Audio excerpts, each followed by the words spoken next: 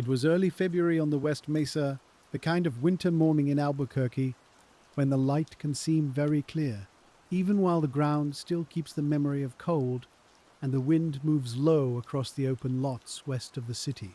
A woman was walking her dog near 118th Street, in a place where streets had been planned and graded but not fully filled with houses, and the mesa still had that unfinished feeling, as though the city had paused there for a while and left the land to hold its own silence. You can picture the sandy soil, the pale grasses, the scattered debris that gathers on the edge of development, and beyond it all the long New Mexico sky, wide enough to make even a serious thought feel small for a moment.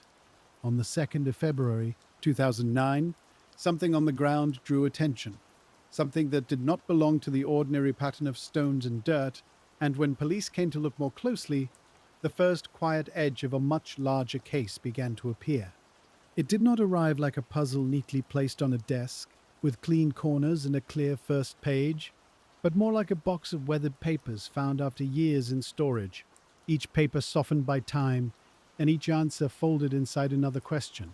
The place would soon become one of the largest crime scenes Albuquerque had ever known, though at first it was still just a patch of mesa, a place near a developing neighborhood, a place where construction had come close and then slowed, leaving streets and empty lots to sit under sun, rain, and wind. For detectives, the first task was not to explain the whole mystery, because the whole mystery was not yet visible, and sometimes an investigation begins with the most patient act imaginable, the careful recognition that one small thing may be part of something much larger. So you stand there with them, in the soft dust of that winter morning, not rushing toward an answer, but looking down at the ground, and understanding that the ground itself has been keeping a record. The West Mesa case is often remembered by the size of what was found, by the number of victims, by the long years without an arrest, and by the painful fact that families waited while questions remained in the air. But if you slow the story down, as an old detective might do at a desk late at night, it becomes a story about time, and about what time gives to an investigation and what time quietly takes away. By the time the first discovery was made, the women and girls later identified had been missing for years, and the trail behind each of them had already faded in the ordinary ways that life fades when no one knows where to look. Memories had shifted, phones had changed, addresses had been left behind, cars had been sold, people had moved, and the small daily details that might have mattered had scattered like dust across the years. This is one reason the case was so hard to crack, not because detectives had no questions, but because the questions had been waiting too long before they had a place to gather. When you open a fresh case file, the paper is still warm from the day it was written, and people remember the sound of a voice, the color of a car, the last words exchanged in a kitchen doorway or on a street corner.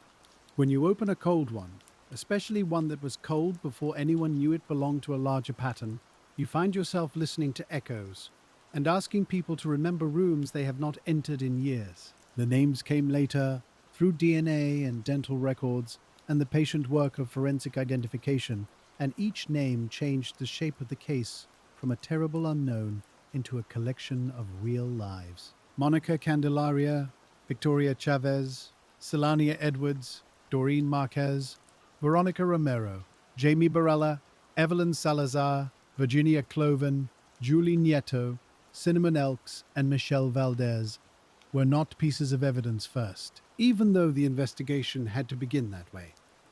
They were daughters, sisters, cousins, mothers, friends, and young women with histories that had been more complicated than the simple labels sometimes placed on them in public retellings. Michelle Valdez was pregnant, and that fact sits quietly in the file with a weight that does not need dramatic language, because some details are already heavy enough when spoken plainly.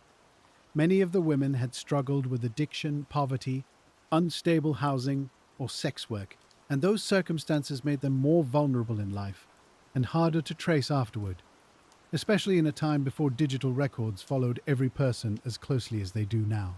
A good investigator knows that vulnerability is not a footnote, and it is not a reason to look away, because vulnerability often marks the place where someone most needed the world to pay attention. But systems are made of people, and people have blind spots, and in the early 2000s, many missing women who lived on the margins did not always receive the sustained attention that might have built a clearer trail.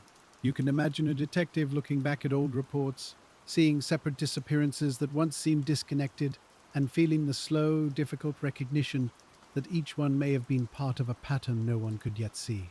That is one of the quiet cruelties of this case, that the pattern was hidden until the Mesa revealed it. And by then, the pattern was no longer moving through fresh streets and recent conversations. It was lying beneath the surface, and the people who might have seen something had already lived through thousands of ordinary days since then. The first days after the discovery were not traumatic in the way television might make them, because real recovery work is careful, repetitive, and deeply controlled, with every footstep considered and every fragment treated with respect. Investigators had to map the area, protect it, search it slowly, and understand that they were not merely collecting evidence, but restoring identity to people whose names had been missing from the public story. The land itself made the work difficult, because the West Mesa is open and dry, but not empty, and weather leaves its own marks, even in places that seem still.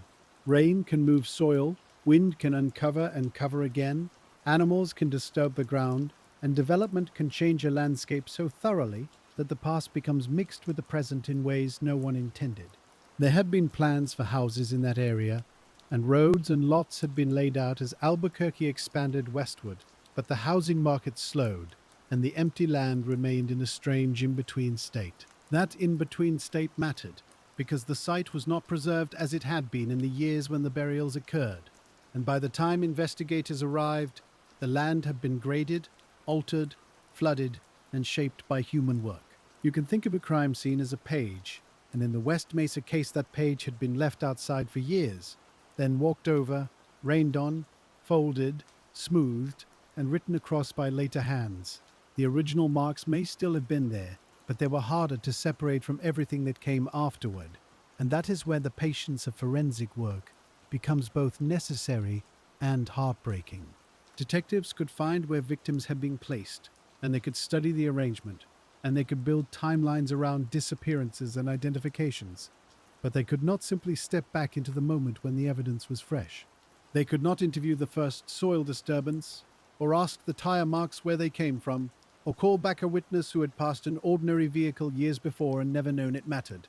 The West Mesa did hold clues, but it held them in the language of a desert lot, after years of weather and change, and that language is quiet, partial, and often difficult to translate. So the work unfolded slowly, under tents and across grid lines, with forensic teams moving through the area inch by inch, while families waited for news that might bring certainty and also deepen sorrow.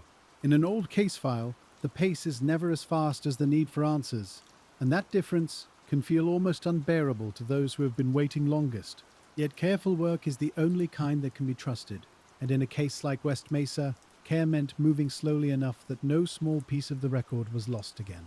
As the identifications came, detectives began to place the women back onto a timeline, and that timeline stretched across the early 2000s, mostly between 2003 and 2004, with related concerns reaching into the years around them. The dates mattered because they offered structure, but they also showed how much time had passed before anyone understood that these disappearances might share the same ground.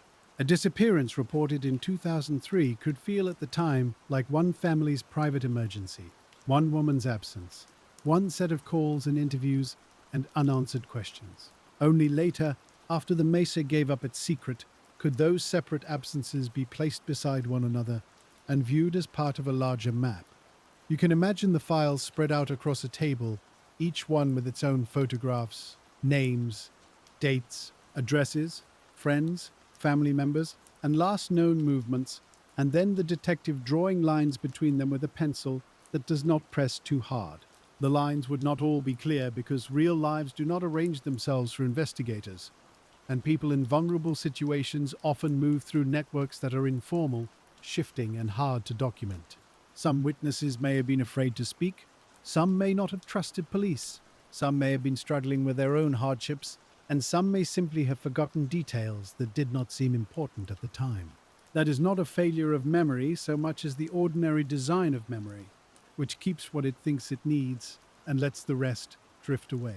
Years later, a car color becomes uncertain, an hour becomes an estimate, a face becomes familiar but nameless, and a street corner once crossed without thought becomes impossible to reconstruct. For detectives, this meant that the case had to be built not from one bright beam of evidence, but from many dim lamps, each one lighting only a small part of the room. The investigation reached into missing person reports, forensic labs, interviews, old photographs, prior tips, known associates, and the geography of Albuquerque itself, especially the corridors, where several of the women had last been seen. Central Avenue appears often in accounts of the case, not as a symbol but as a real road with motels, bus stops, businesses, and the long movement of people whose lives crossed there. If you were reviewing the case late at night, you might trace Central on a map, then move your finger westward toward the Mesa, noticing how distance can be both physical and social.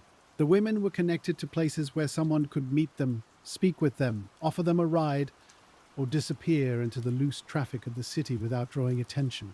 And the burial site, out on the West Mesa, was close enough to be reached, but remote enough at the time to provide privacy, especially before development filled the edges with more eyes and more houses. That geographic fact did not solve the case, but it shaped the list of possible people investigators had to consider, because whoever used that place likely knew it well enough to move there with confidence. A person may know a landscape because they live nearby, work nearby, drive nearby, or spend time in places others rarely notice, and each possibility opens one door while leaving several others closed. This is how a cold case can become both specific and vast at the same time, because the burial site narrows the map, while the years since the disappearances widen everything else. Detectives looked at people with connections to the area, people with histories that raised concern, people who had encountered vulnerable women, and people whose names arrived through tips or old investigative trails. Some persons of interest were discussed publicly over time, and some were examined and set aside, but none became the answer the families needed. One man had lived near the area and died before the graves were found, which meant detectives could study his life and movements, but could not sit across from him in an interview room and let silence do its patient work. Another man drew attention through later investigations and forensic questions, but suspicion is not the same as proof, and proof is the only bridge strong enough to carry a case into court. Other names came and went through tips, rumor, coincidence, and public concern, each one requiring time, records, and verification, because the wrong answer is not an answer at all. That is another reason detectives could never crack the case in the public sense, because the investigation may have produced theories, but theories do not bring closure unless evidence can hold them steady.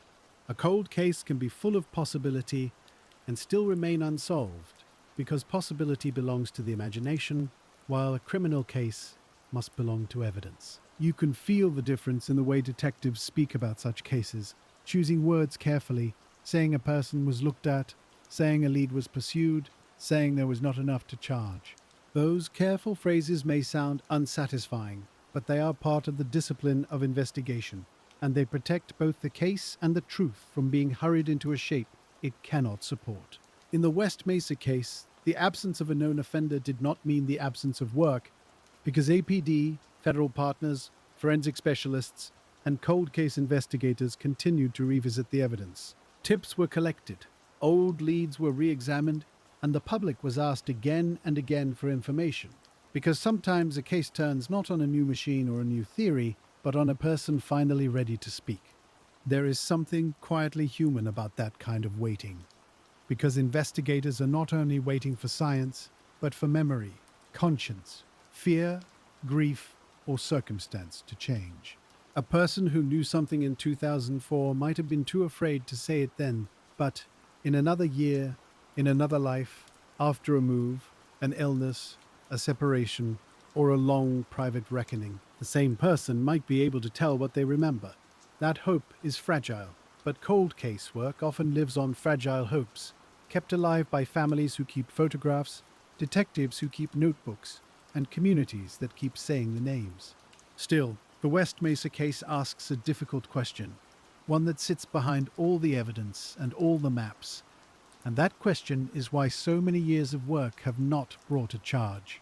The answer is not one thing, but a layering of things, each one adding its own softness over the trail until the trail becomes hard to see. The victims disappeared at different times, from lives that were sometimes unstable and underdocumented, and some were not immediately understood as likely victims of the same person. The burial site was found years later, after weather, development, and time had changed the physical evidence, and whatever the offender may have left behind had been given years to degrade or disappear.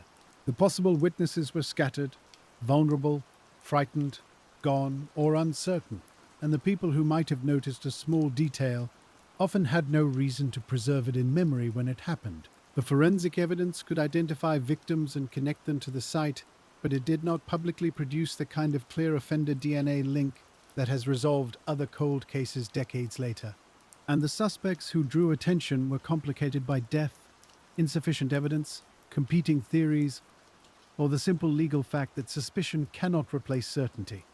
If you sit with those reasons long enough, they begin to feel less like excuses and more like the hard material of the case itself, the walls detectives kept touching as they searched for a door.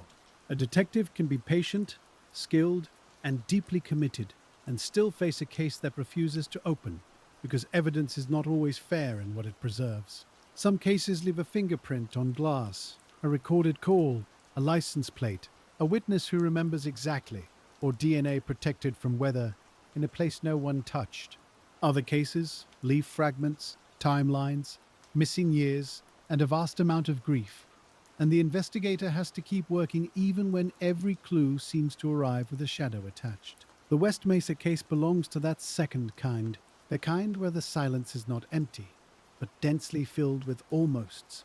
Almost a pattern seen sooner, almost a witness who could remember, almost a suspect with enough evidence, almost a forensic result that could point cleanly to one person.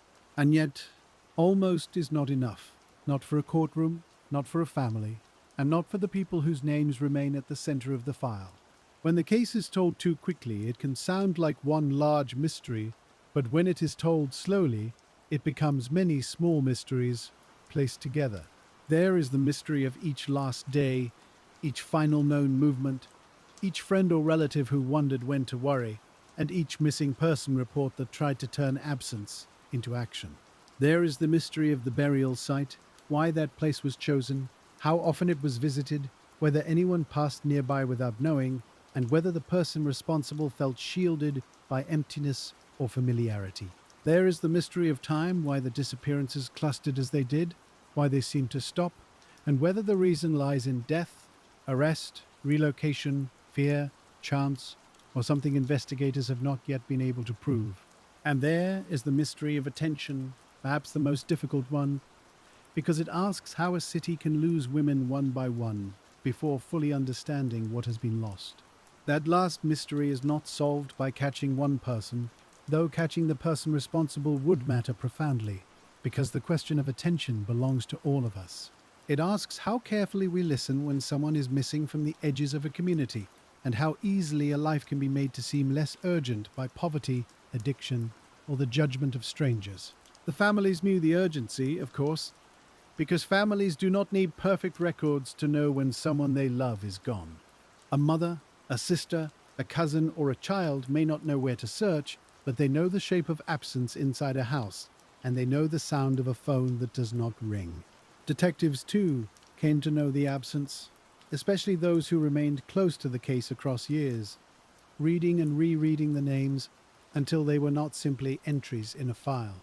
There are investigators who carry old cases with them for decades, not always speaking of them, but remembering them in ordinary moments while driving past a certain road or hearing a name in a different context. The West Mesa case had that kind of hold because it was too large to put away and too unresolved to rest comfortably in the past.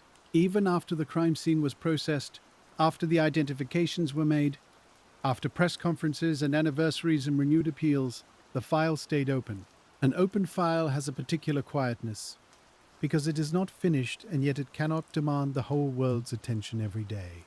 It waits in cabinets, databases, lab queues, memory, and family conversations, while the people attached to it continue to age, continue to hope, and continue to live around the unanswered place.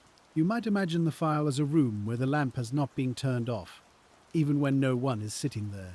The papers remain on the table, the photographs remain in order, and somewhere in the room there is still a chair pulled back, as though someone may return at any moment to look again.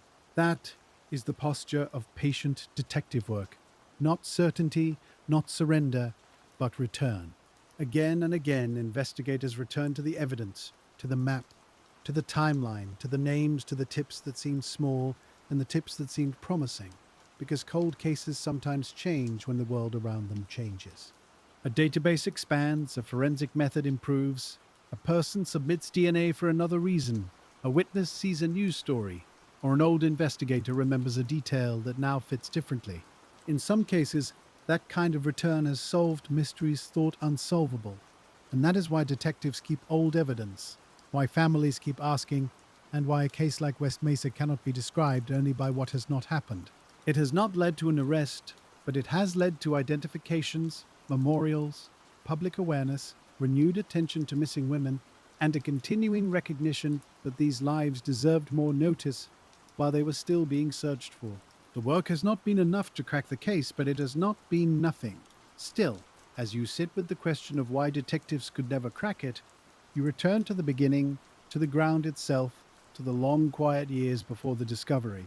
The mesa did not speak when the first woman disappeared, and it did not speak when the second went missing, or the third, or the fourth. It held its silence through seasons, through dust storms and summer heat, through development plans and empty lots, through nights when the city lights glowed east of the burial site and families wondered where their loved ones had gone. By the time the ground finally offered evidence, it offered it late, and lateness is one of the hardest conditions an investigator can face.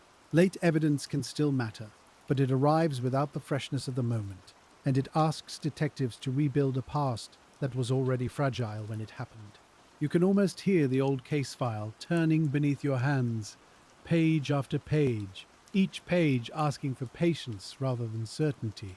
There is the page with the discovery date, the 2nd of February, 2009, and the careful language of the initial response. There is the page with the location near 118th Street, where the West Mesa was not quite city and not quite wilderness, but something in between. There are the pages with names, and the pages with interviews, and the pages with forensic notes, and the pages that probably hold more questions than answers.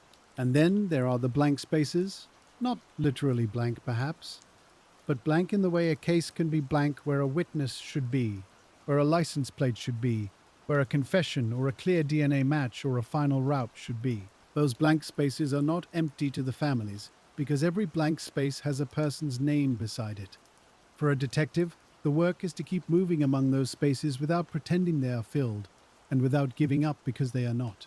The first chapter of the West Mesa investigation, if we can call it that without making it feel too neat, is the chapter of discovery. It begins not with the first disappearance, because detectives did not yet know how to connect those disappearances, but with the day the land opened a small part of what it had been holding. The dog walker's discovery brought police to a mesa where the city's westward growth had slowed, and where an empty subdivision offered a strange kind of exposure. There were roads nearby, and planned lots, and signs of human intention, but there was still enough openness for the wind to travel unobstructed, lifting fine dust and laying it down again. The search that followed was careful and extensive, with investigators treating the area as a vast outdoor archive, one that had been damaged by weather and time but still had to be read. As more remains were found, the scope of the investigation expanded, and what had seemed at first like a single discovery became a much wider and more painful recognition. The authorities eventually recovered the remains of 11 women and girls, along with Michelle Valdez's unborn child, and that number changed Albuquerque's understanding of what had happened on its western edge. But numbers can flatten grief if we let them, and so it is important to move slowly, because the case is not truly understood through a count alone.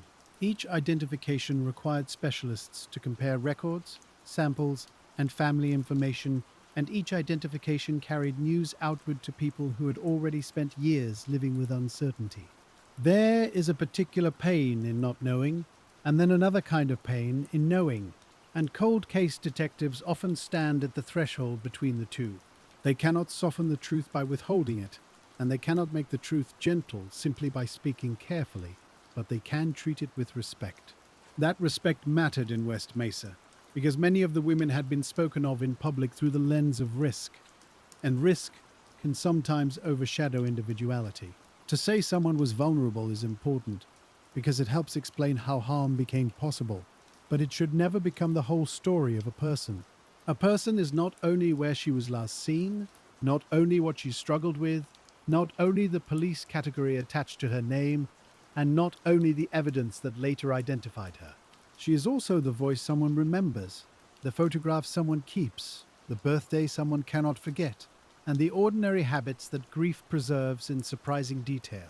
Detectives who work these cases know that the smallest personal facts can matter, not only emotionally but practically, because a favorite place, a trusted friend, or a familiar route may become part of the investigation. In West Mesa, however, the passage of years made even those ordinary facts harder to use. Some women had been missing since 2003, and some since 2004, meaning that when the search began at the burial site, investigators were reaching back across half a decade. Half a decade may not sound long when spoken in a history book, but in the life of a street, a neighborhood, or a vulnerable person's social circle, it can be an enormous distance. People change phones, leave apartments, lose touch, enter treatment, return to old places, move to new cities, or pass through systems that do not always preserve their stories in one searchable form. A lead that might have been sharp in the first week becomes soft after 5 years. And a person who might have remembered a car in the first month may remember only a feeling later on. You can sit at a detective's desk and feel the weight of that timing, because so much of an investigation depends on being able to ask the right question, while the answer is still near. Where was she last seen? Who was she with? Who called her? Who offered a ride? Who seemed worried? Who seemed not worried enough? And what changed in the hours before she disappeared? Those questions are still asked years later, but the answers come through fog, and detectives have to learn the shape of that fog without mistaking it for certainty.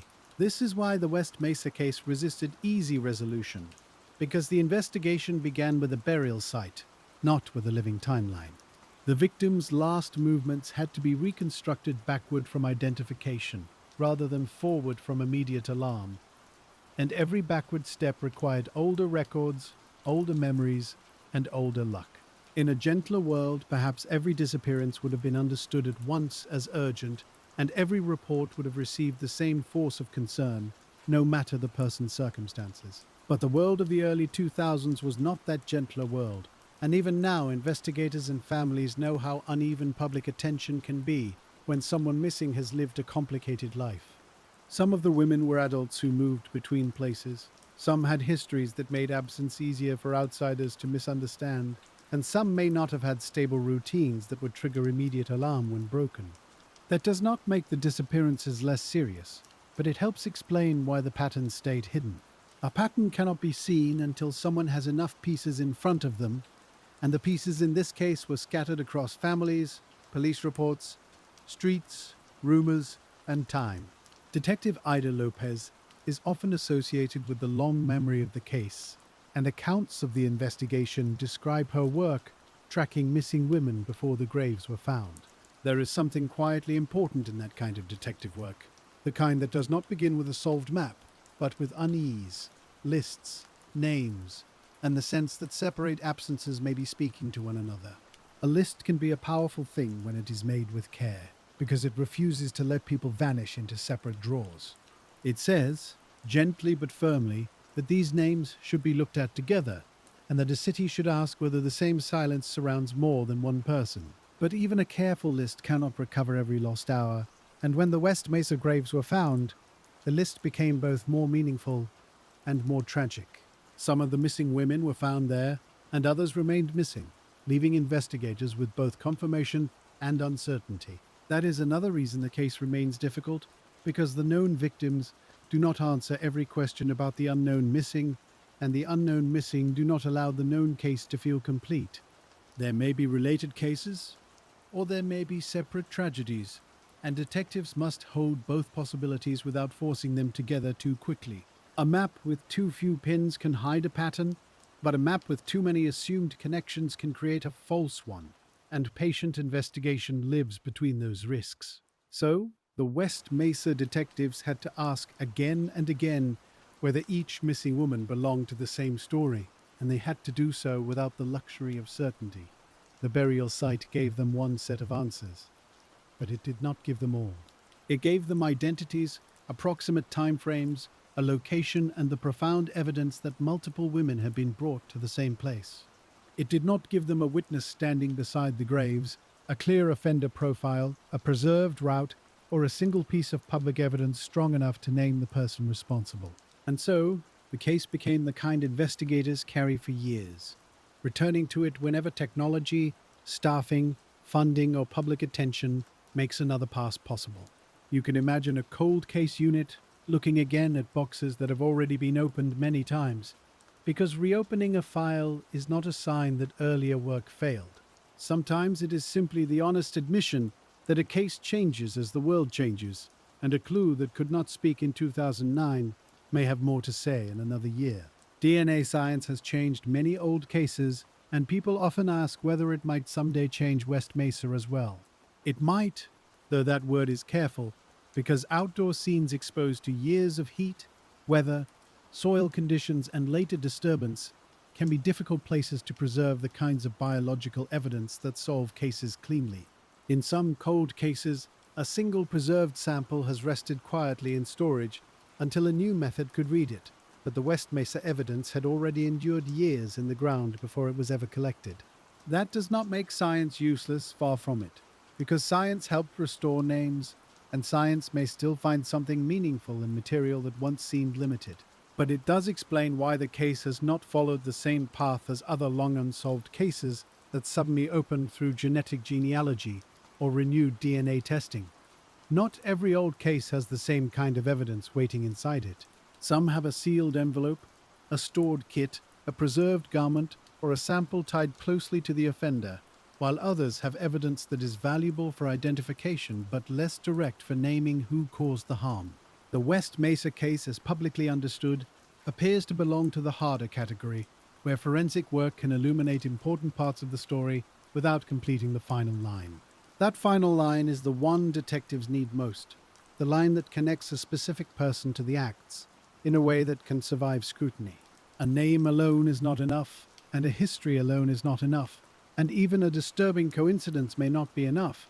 The law asks for proof, and proof in a case like this must be built from evidence that time has tried very hard to erode.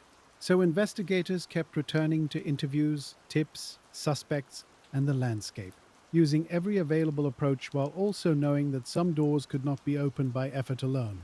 One possible suspect might die before he can be questioned in relation to the full case, and death closes certain investigative paths even while leaving others technically open. Another might be incarcerated for other crimes, but the evidence linking him to West Mesa might remain insufficient, leaving detectives with concern but not a charge.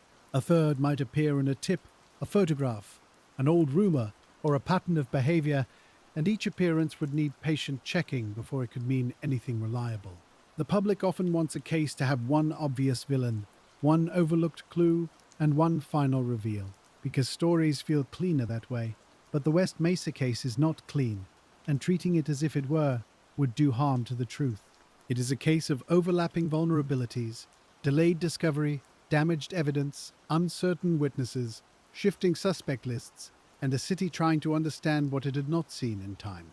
It is also a case of persistence, because despite all of that, investigators did not simply close the file and let it become a sad paragraph in local history. The case remained active, anniversaries brought renewed appeals, and the names of the victims continued to be spoken in public, which matters in ways both practical and moral. Practical, because someone may hear a name and remember something, and moral, because a community should not require a solved case before it honors the people it lost. There is a memorial now, Women's Memorial Park, open near the place where the victims were found, and it changes the meaning of the land without erasing what happened there. A memorial does not solve a case, but it offers a place for memory to stand upright, especially in a landscape that once kept its truth beneath the surface. You might imagine walking there in evening light, not to search as detectives once searched, but to remember that each unanswered question belongs to someone. The city has grown around the old emptiness, and what was once open Mesa sits closer now to daily life, with streets, homes, traffic, and the ordinary sounds of people continuing on. That is how places change after tragedy, not by forgetting, but by layering new days over old ones. The land becomes a neighborhood, the case becomes history and still not history, and the people who remember must hold both things at once. For detectives, a place like that never becomes just a place again, because every ordinary detail can carry the outline of what was found there. A curb, a wall, a line of houses, a dusty path, a retention pond, a vacant lot that is no longer vacant. All of it can become part of the mental map. And perhaps that is one reason the case continues to haunt those who worked it, because the landscape itself kept changing while the answer stayed still. In some investigations, the scene remains preserved, a room closed off, an object stored, a photograph showing nearly everything as it was. But the West Mesa scene was enormous, outdoors and altered, and its first condition was already gone by the time anyone knew to protect it. When you think of why detectives could not crack the case, it helps to think not only of missing evidence, but of missing timing. The timing was wrong from the beginning because the case became visible only after the most useful early opportunities had passed. The timing was wrong for witnesses, who were asked to remember too late, and for families, who waited too long for official certainty. The timing was wrong for the physical scene, which had been touched by seasons in development, and for suspects, some of whom were no longer available in the same way. And yet, the timing was not entirely closed, because cold cases live by the belief that time can sometimes return what it once took. A person may come forward, a database may connect a name, a lab may recover a trace, or an old file may be read by someone who notices the one quiet detail others passed over. That possibility is why the file remains open, and why the question of West Mesa is not only what happened, but what may still be learned. For now, though, you are sitting with the first layers of the case, the mesa, the discovery, the long delay, the names, and the difficulty of building a fresh case from old ground. You are not rushing, because rushing would miss the way this case actually feels, which is not like a chase, but like an excavation. It is an excavation of land, of records, of memory, and of public attention. Each layer revealing something important, while leaving the deepest answer still covered. The wind moves across the mesa in the same slow way it always has, and the city lights come on one by one after sunset, spreading east and west across the valley. Somewhere in that light are families who still remember voices, birthdays, last conversations, and the ordinary human details that no file can fully contain. Somewhere, too, are investigators who have read the reports until they know the rhythm of the names, and who understand that an unsolved case is not a closed door, but a door that has not yet opened. And so the West Mesa case remains there, patient and unfinished, asking to be approached with care, asking not for spectacle but for attention, and waiting, as old cases do, for the next quiet thing that might finally matter. If you turn back from the burial site and begin again with the missing person reports, the case takes on a different kind of quietness, because now the story is not about what the mesa held, but about what each family noticed first. A missed call, an unanswered door, an appointment not kept, a birthday passed without contact. These are small things in ordinary life, but in hindsight, they become the soft beginnings of a long search. For the people who loved the missing women, the uncertainty did not arrive with police tape or news cameras, but in kitchens, living rooms, borrowed phones, and worried conversations that repeated the same question in slightly different forms. Have you heard from her? Did she say where she was going? Did anyone see her near Central? Did she leave with someone she trusted? And when did the silence begin to feel different from other silences? Detectives later had to gather those early worries and place them inside formal language, because a case file needs dates, times, addresses, names, and statements, even when grief remembers things in a more uneven way.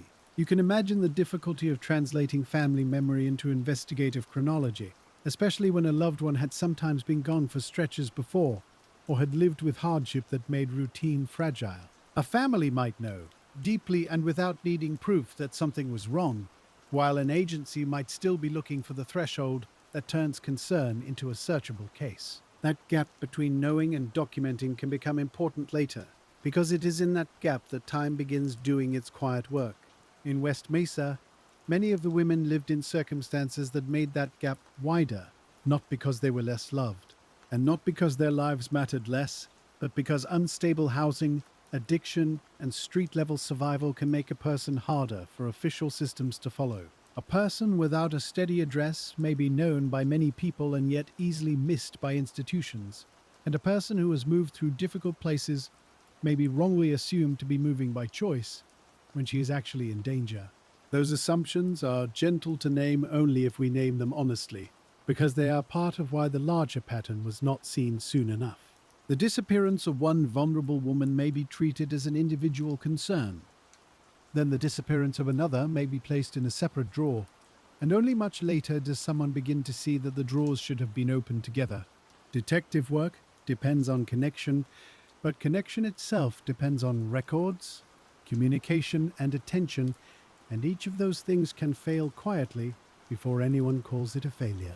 So you sit with the old files, and you notice how much of the West Mesa case is about missed connection. Not in the dramatic sense, but in the ordinary administrative sense of details that did not meet each other in time.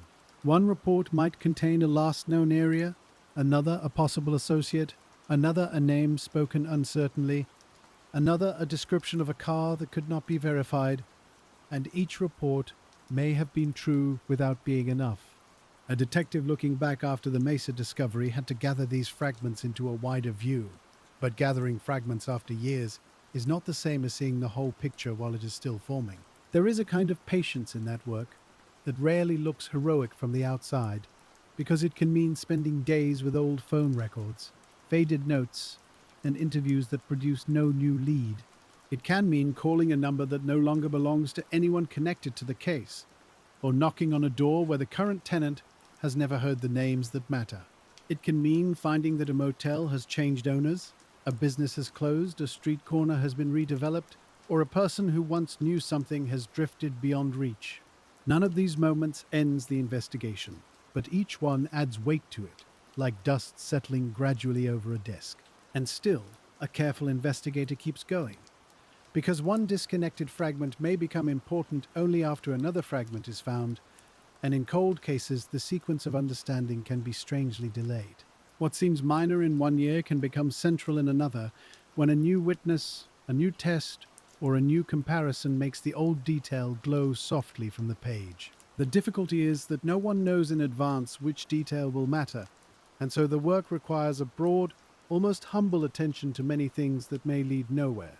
That kind of attention is slow by nature, and it is especially slow in a case with many victims, many timelines, many possible witnesses, and many years already lost. When the West Mesa remains were identified, the missing person reports became more than separate documents, because they became pieces of a collective timeline that investigators could hold up to the light. The dates were not perfect, because last contact is not always the same as the exact moment someone vanished, and a reported date may reflect when worry became formal, rather than when danger began. Still, those dates gave shape to the investigation, and they suggested a concentration in the early 2000s, a period when someone was able to move through the city's vulnerable spaces without leaving enough evidence behind.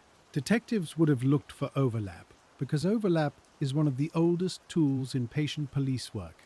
Who knew more than one victim, who had access to the areas where they were last seen, who had reason to travel toward the West Mesa, who owned or drove vehicles that could make that trip without notice, who disappeared from the local scene around the time the killings seemed to stop, who was jailed, who died, who moved away, who changed routine, and who had been close enough to the lives of the victims to gain trust. These questions sound direct when spoken one after another, but each answer can take weeks or months, because a name in an old file is not proof, and a possible connection must be tested against records that may not cooperate.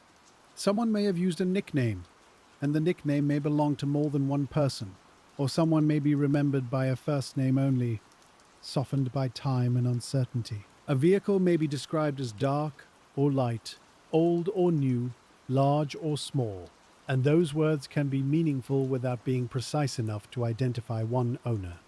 A witness may honestly remember a face but not the date, and another may remember the date but not the face, leaving detectives to place partial truths beside one another with care.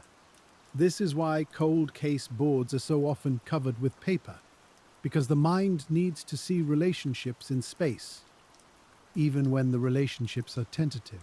Names, places, years, phone numbers, addresses, and possible sightings become a kind of quiet weather system, with lines drawn lightly enough to erase if the evidence asks for it. In West Mesa, those lines had to reach across Albuquerque's social geography, from families and neighborhoods to motels, streets, jails, treatment programs, traffic corridors, and the open land west of the city.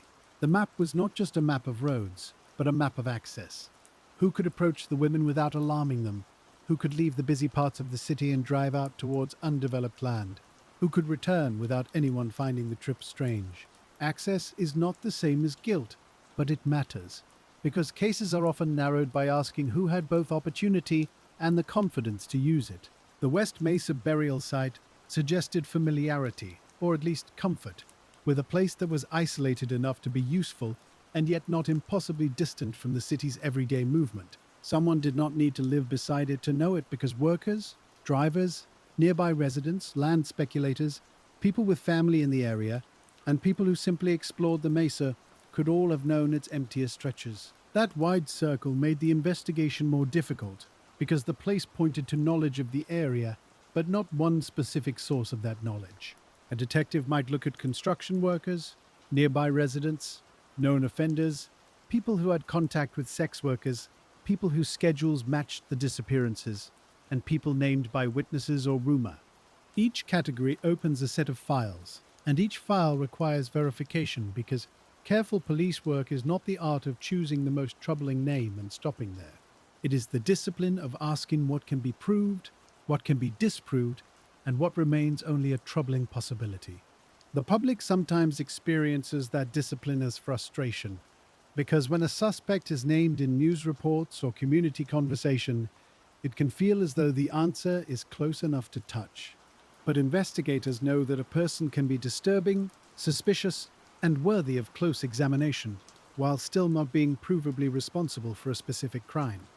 In a case with 11 identified victims and no public offender link, the distance between suspicion and proof can be very wide. That distance is one of the reasons the case remains unsolved, and it is also one of the reasons detectives speak carefully even when they may have strong private beliefs. A courtroom is not built from instincts, and a case of this size would require evidence strong enough to connect a person not merely to the city, or to the victim's world, or to the mesa, but to the crimes themselves. Without that connection, an arrest could fail, and a failed case can do lasting harm, because it may close minds, damage trust, or make a future prosecution harder. So the detectives waited, returned, compared, and tested what they could, knowing that patience was not passivity, but restraint in service of truth. There is a quiet dignity in that restraint, though it does not soothe the families who still need answers, because restraint asks everyone to live longer with uncertainty. For families, uncertainty is not an abstract legal concept, but a daily companion that sits at holidays, anniversaries, and ordinary afternoons when a familiar song or photograph brings everything close again. They have had to hear theories, news updates, rumors, anniversaries, and appeals, and each one may raise hope, while also reminding them how long the case has remained open. The investigators carry their own version of that weight, but they do not carry it in the same way, because families loved the women before they became part of a case. That distinction matters, and a good retelling should never let the investigation become larger than the lives at its center. When detectives read the names, they read them as evidence and as people, but families read them as birthdays, childhood stories, familiar voices, and the unfinished shape of a future that should have been longer. One reason the case can feel so difficult to approach is that the public record often gives more space to the mystery than to the people, because mysteries invite questions, while lives require tenderness. Yet the human detail is essential even for the investigation, because the offender did not choose abstractions, and the case cannot be understood through abstraction alone. Each woman moved through real places and real relationships, and each had her own pattern of trust, caution, need, habit, hope, and survival. To reconstruct those patterns after years is slow work, and it can require listening to people who carry guilt that may not belong to them. A friend may wonder whether she should have made one more call, a relative may replay a conversation, and a witness may remember something late and fear that lateness itself is a kind of failure. Detectives have to receive those memories without turning every regret into evidence, because grief often creates questions that no investigation can answer. They must listen for facts inside sorrow, while also understanding that sorrow has its own language. In West Mesa, the sorrow was multiplied across many families, and the investigation had to be careful not to let the scale of the case make any one person seem smaller. That is difficult in large cases because attention naturally moves toward patterns, and patterns can blur individual edges if the people handling them are not careful. But the identifications themselves were acts of restoration, because each name returned a person from the anonymity of the burial site into the known world of family and memory. Forensic identification is sometimes described in technical terms, and rightly so, because it depends on science, comparison, documentation, and procedures that must be exact. But beneath the technical work is a deeply human act, the act of saying, "This was someone, and now we can say who." In the West Mesa case, that act did not solve the case, but it gave families an answer to one terrible question, even while leaving the larger question unresolved. It also gave detectives a clearer starting point, because once identities were known, investigators could return to the victims' lives and ask again where their paths may have crossed. That return was necessary, but it also revealed how much time had already changed. Addresses were old, phone records were incomplete or unavailable, witnesses had moved, and some people connected to the victims had themselves died or become difficult to find. The early 2000s were recent enough to feel near in memory, yet far enough technologically that many useful digital trails were thinner than they might be today. Cell phone records existed, but not with the same depth or ease that people now assume, and many people in unstable circumstances use prepaid phones, shared phones, borrowed phones, or no phone at all. Surveillance cameras were fewer, lower in quality, and less routinely stored, especially around small businesses, parking lots, motels, and streets where brief encounters might occur. Social media did not yet preserve daily movement the way it later would, and the digital shadow of a vulnerable adult's life could be faint or scattered across systems that never spoke to one another.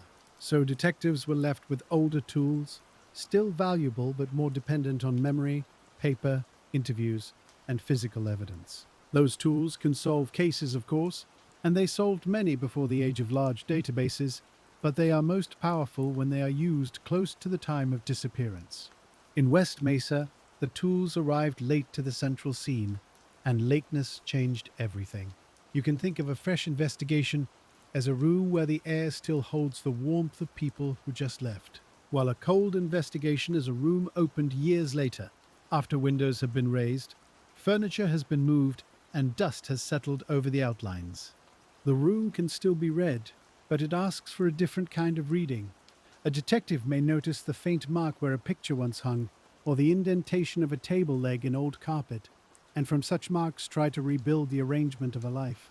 That is the feeling of West Mesa, a case in which the arrangement had to be inferred from impressions rather than observed in the first moment of disturbance.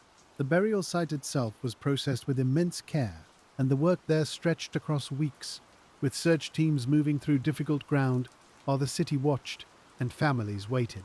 But the care of that processing could not undo the years before it. No matter how precise the grid, no matter how careful the excavation, the land had already been altered by weather, development, erosion, and the simple passage of seasons. There had been flooding in the area, and grading work connected to development, and the natural movement of the mesa's soil, all of which could disturb or relocate fragile traces. If the offender left something small, something that might have mattered in the first month or first year, the intervening years may have hidden it, damaged it, or taken it away entirely. This is not speculation in the dramatic sense, but the ordinary reality of outdoor crime scenes. They are alive with forces investigators cannot control, Wind moves dust, rain cuts channels, animals pass through, construction equipment reshapes surfaces, and human trespassers may leave their own unrelated traces that later complicate the reading. In an indoor scene, investigators often try to separate the relevant from the irrelevant by studying who had access to a bounded space. On the West Mesa, the space was wide, exposed, and imperfectly bounded, so the question of access became much broader and harder to refine. Who had been there before? Who had been there after? Which marks belonged to the time of the burials, and which belonged to later days when nobody knew the ground was important? Those questions matter because evidence is not only about what exists, but about when it came to exist. A footprint after the fact may mean nothing, while a footprint before discovery could mean everything, and distinguishing the two after years may be impossible. The same is true for tire tracks, discarded objects, and other traces of human presence in an area where people may have passed for reasons entirely unrelated to the case. This is one of the quiet frustrations investigators face because a scene can be full of objects and still yield little that points clearly toward the offender. The public often imagines evidence as something that announces itself, but in real cases, evidence must be interpreted within context, and context is often what time destroys. A cigarette butt, a bottle, a piece of fabric, or a tool mug can matter only if it can be connected reliably to the relevant moment. Without that connection, it may remain only an object found near a terrible place, and terrible places can collect many objects over many years. So the West Mesa case required not only collection, but discrimination, the patient sorting of what might matter from what almost certainly did not. That sorting is labor, and it is quiet labor. It is bags, labels, photographs, measurements, lab submissions, chain of custody forms, database entries, and the steady caution that prevents a hopeful lead from becoming an unsupported conclusion.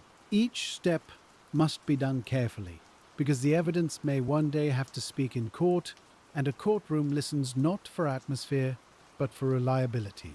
This is one reason detectives cannot simply announce what they suspect, even when the public wants clarity, because a suspicion spoken too loudly can become a kind of shadow over the evidence.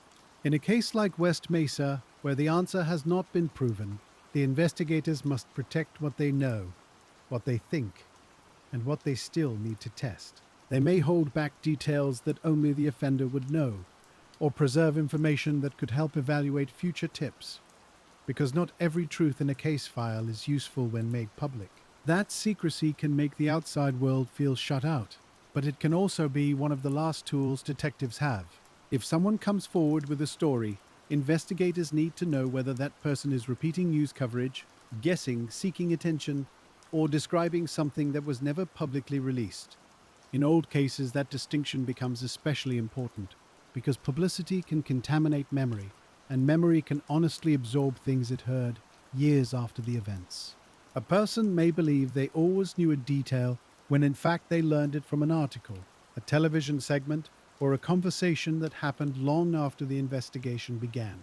Detectives have to be gentle with that problem because it does not always mean someone is lying. Memory is porous, and over many years it can take in outside information the way dry soil takes in rain. This does not make witnesses useless, but it requires careful interviewing, and careful interviewing takes time. The investigator must ask open questions, avoid feeding details, compare statements to records, and listen for what is spontaneous rather than prompted.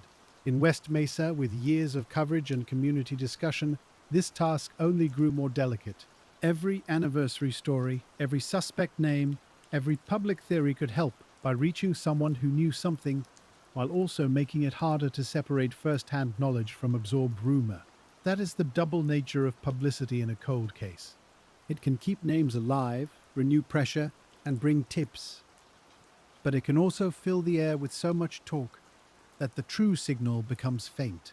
Detectives needed the public because someone outside law enforcement may hold a detail the file lacks, yet they also needed to evaluate that public information with disciplined caution. A tip can arrive with confidence and still be wrong, while a hesitant memory can contain the one small fact that fits.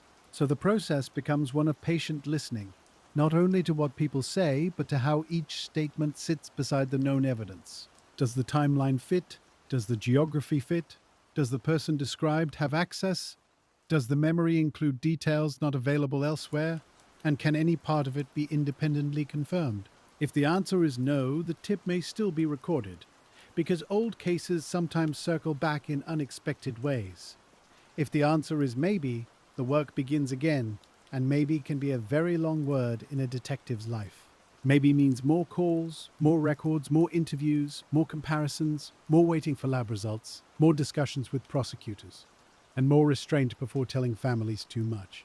Families often live through that restraint as another kind of silence, because they may know that investigators are working while still not knowing whether the work is moving closer to an answer.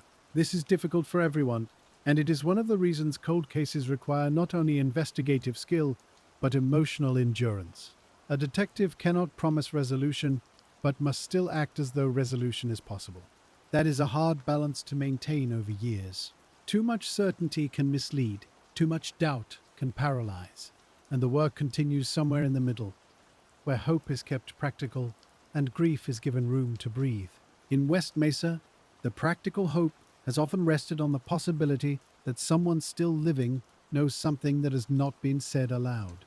That person may have seen a vehicle, heard a confession, noticed a pattern, or known someone whose behavior changed in a way that seemed minor then but meaningful now.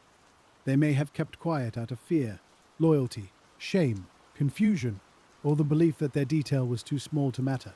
Cold case investigators often say that small details can matter, because a case is not always broken open by the largest fact. Sometimes it is the modest correction of a timeline, the confirmation of a nickname, the location of an old residence, the memory of a vehicle that was borrowed for a short time, or the recognition that two people knew each other after all.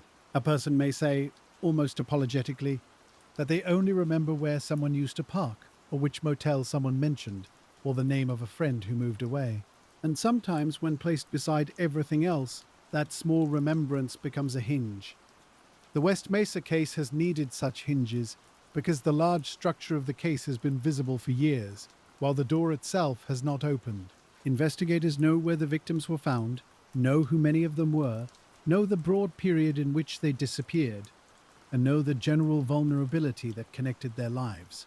What they have not been able to make public, at least not in the form of a charge, is the individual proof that turns a haunting pattern into a prosecutable case.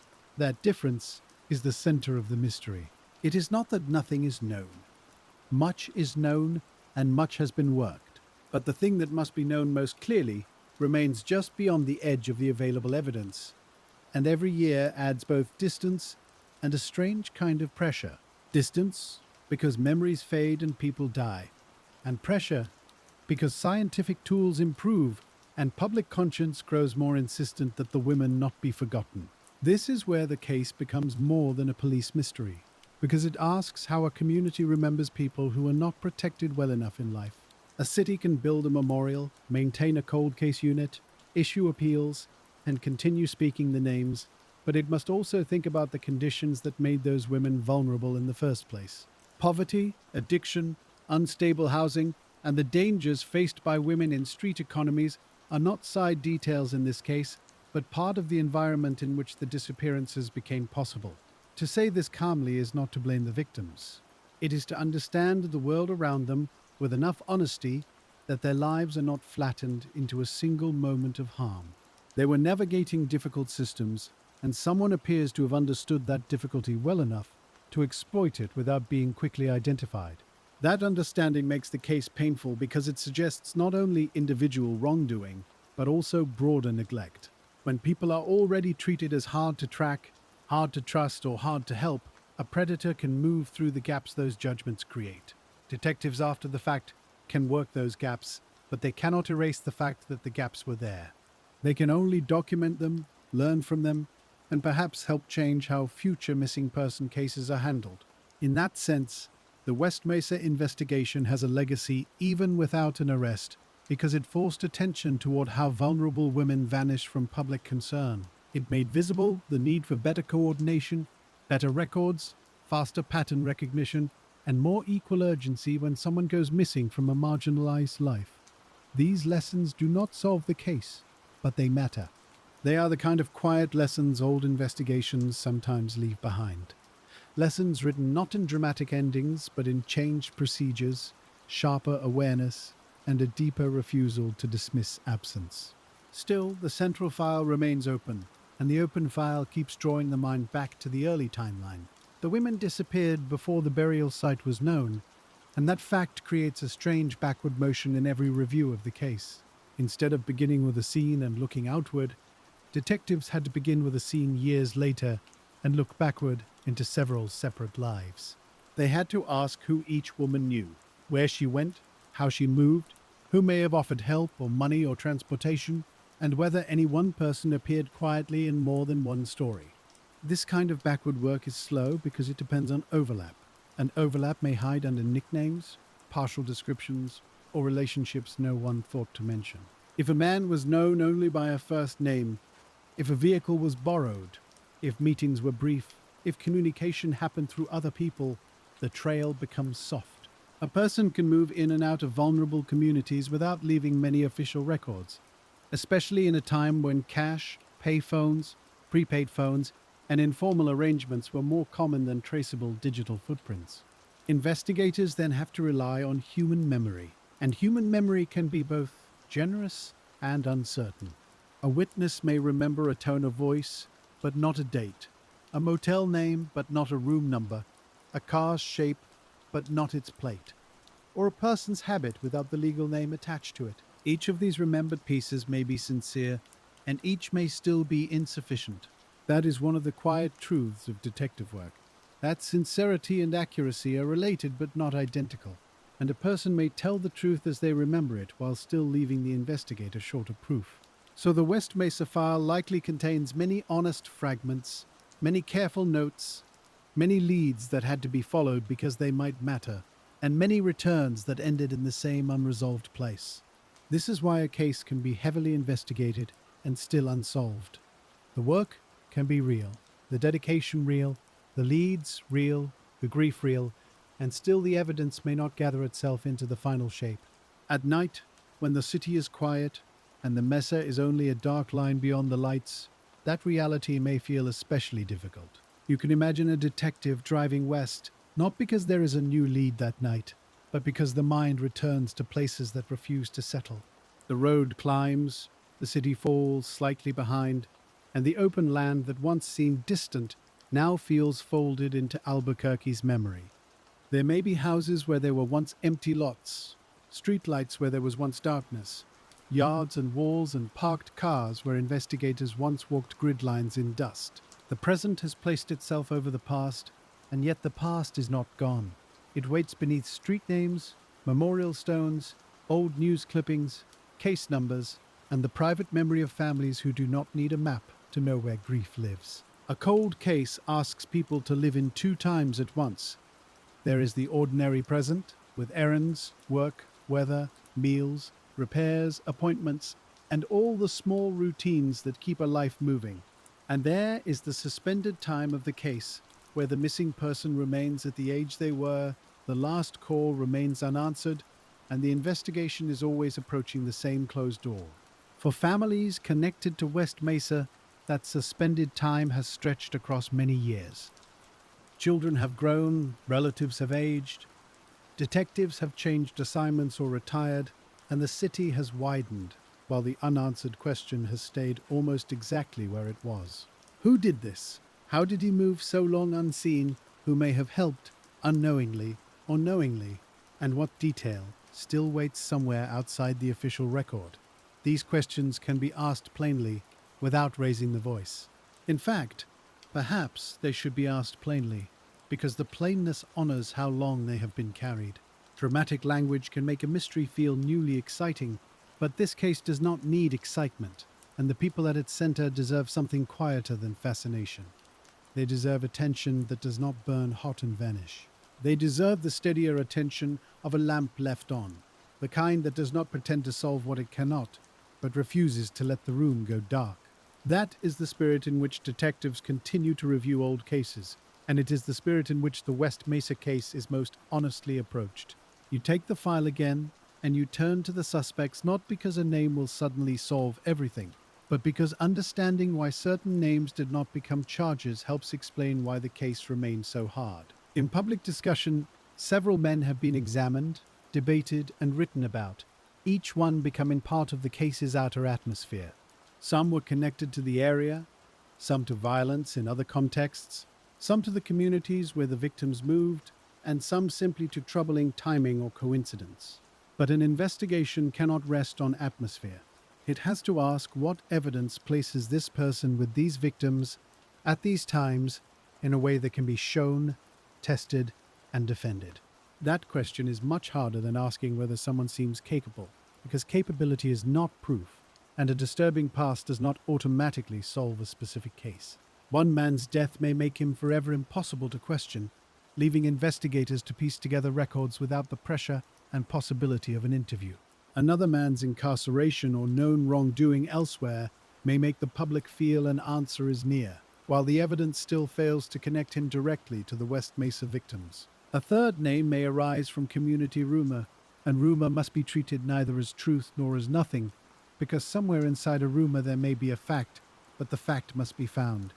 This is slow, humbling work, and it does not reward impatience. A detective following a suspect line has to build a timeline for that suspect, compare it to the victim's timelines, check residences, vehicles, employment, associates, phone access, travel patterns, and known behavior. If a suspect was in jail during a crucial period, that matters. And if he lived far away at the wrong time, that matters too, though neither fact always closes every question. If he owned property or worked near the mesa, that may matter, but only if it can be tied to more than general familiarity. If he knew one victim, that matters. But the case involves many victims, and investigators must ask whether the same connection can plausibly reach across the broader group. Every suspect line becomes a small investigation of its own, and each small investigation consumes time, records, and careful judgment. This is another reason the case resisted resolution, because with many possible suspects and no public decisive evidence, detectives had to keep many doors open while trying not to get lost in any one hallway.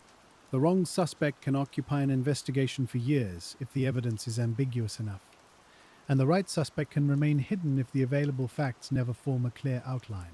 Patient detectives know this, and they learn to treat their own theories with caution.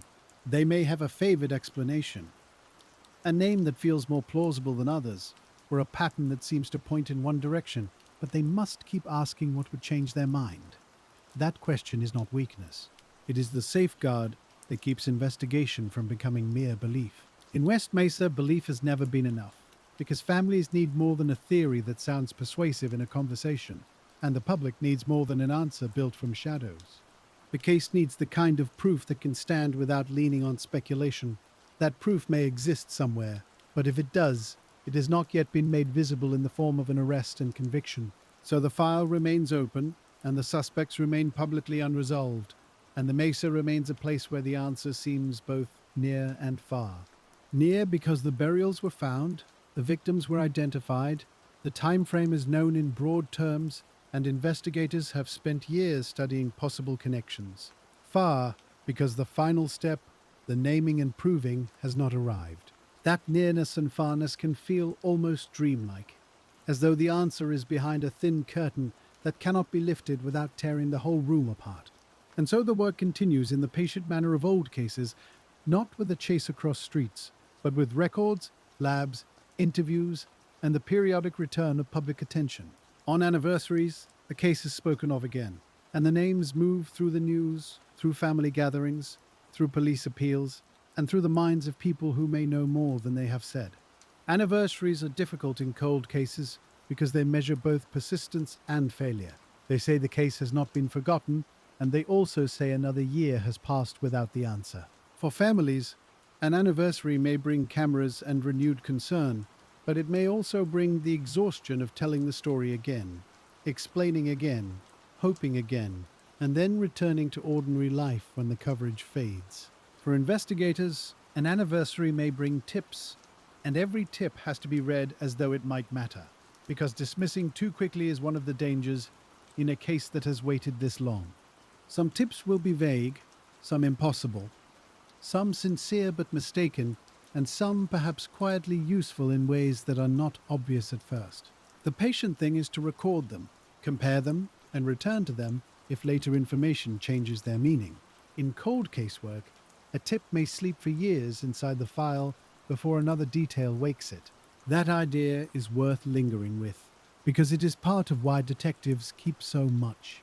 The old note that seems unhelpful today might become important when a name changes, when a location is confirmed, when DNA connects two families, or when a witness finally explains a missing piece. A cold case file is therefore not only a record of what has been learned, but a storage place for what has not yet become useful. The West Mesa file by now must be large in that way. It likely contains the early missing reports, recovery documents, identification records, interviews, suspect files, tips, lab submissions, maps, photographs, and many pages that point toward work invisible to the public. Some pages may hold nothing but a lead checked and closed. Others may hold information that still matters but cannot be shared. And somewhere among them, perhaps, is a small detail waiting for a second detail to come near it. That is the patient hope of the case, and it is not dramatic. It is almost clerical in its quietness, the hope that a record made carefully years ago will one day meet the piece it was waiting for.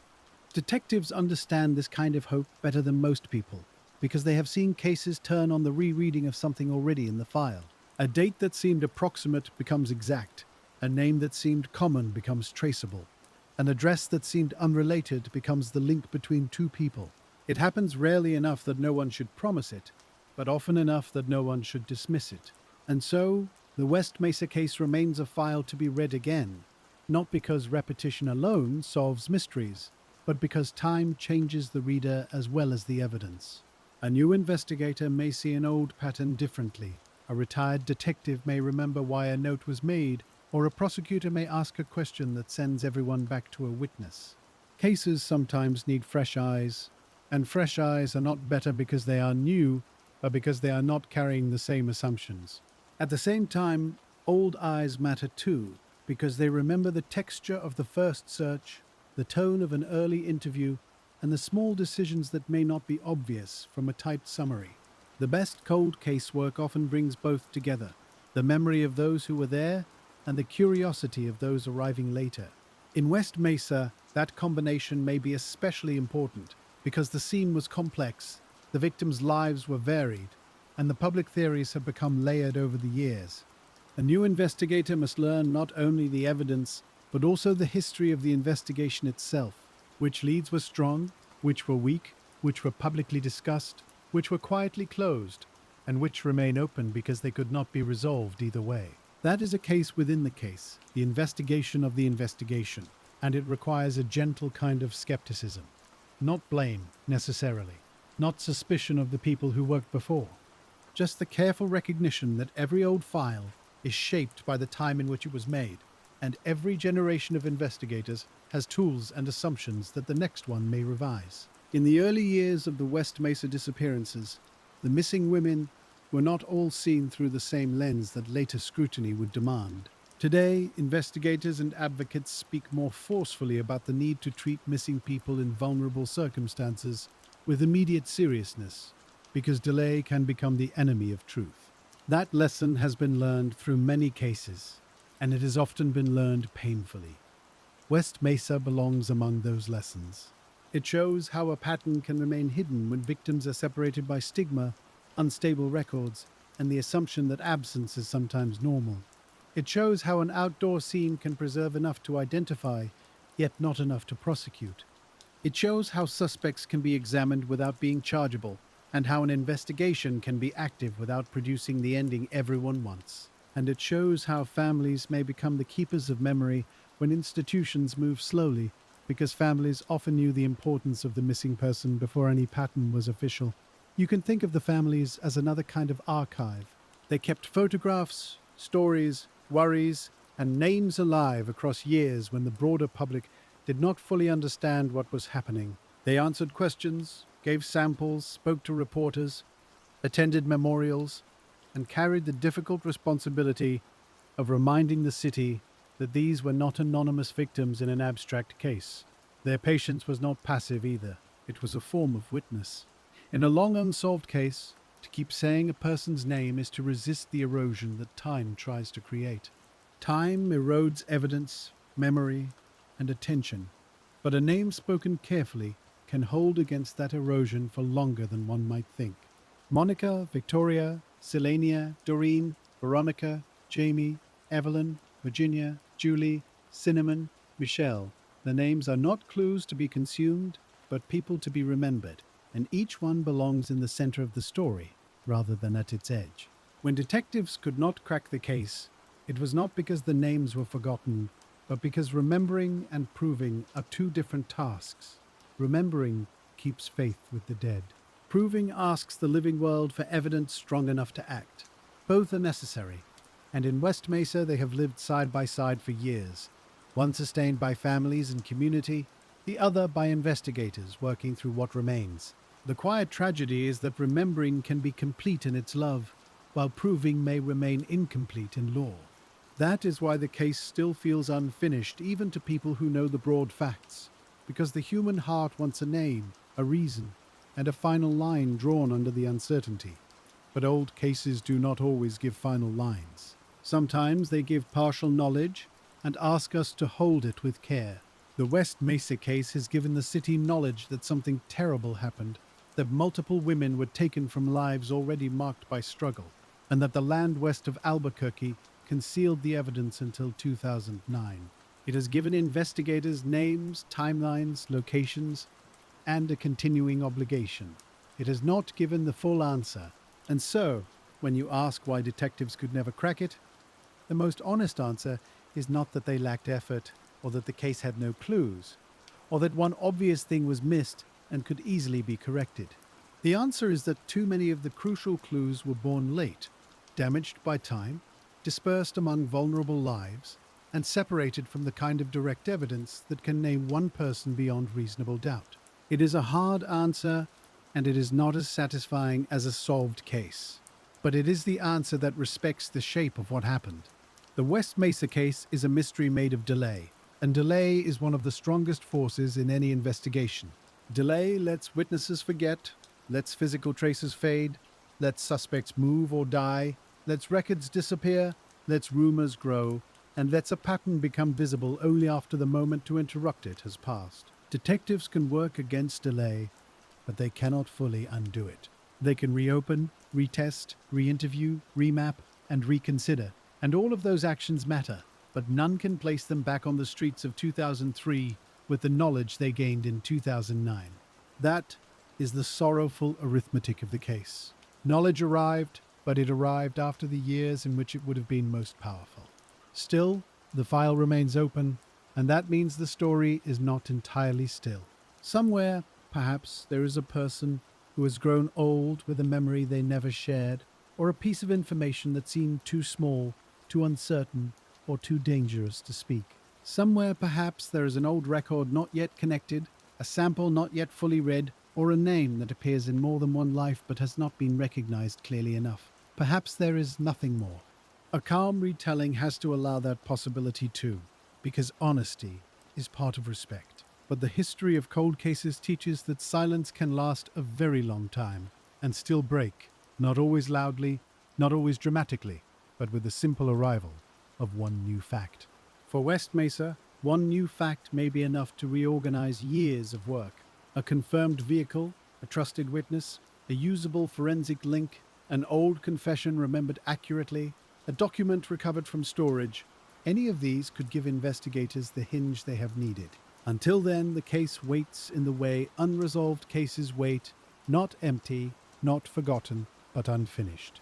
The Mesa has changed, the city has changed, and the people who first responded to the discovery have carried the years forward, but the core question remains where it was. Who was responsible, and how did he remain just beyond reach? There is no need to make that question louder. It is already heavy enough, and in the quiet it can be heard more clearly.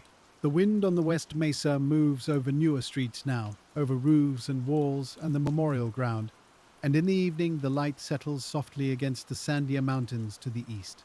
A city can look peaceful from a distance, even while it holds unanswered things. Albuquerque holds this one, and has held it for many years, through press conferences, forensic work, family gatherings, memorials, tips, suspect discussions, and the long, ordinary continuation of life. The old files remain, and the names remain, and the unanswered question remains, not as entertainment, but as a responsibility.